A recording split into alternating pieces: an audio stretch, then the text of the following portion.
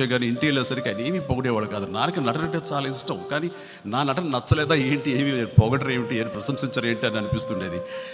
So ఒకరోజు వెళ్ళినప్పుడు నా కవర్ పేజీలన్నీ తోటి మ్యాగజైన్స్ ఉన్నాయి అక్కడ, వాటిని చూస్తున్నారు. నేను రాగానే తీసి పక్కన పడేశారు. బాగున్నాయి కదా, బాగున్నాయిరా అని ఒక మాట అంటారేమో అంటే అనలేదు ఆయన.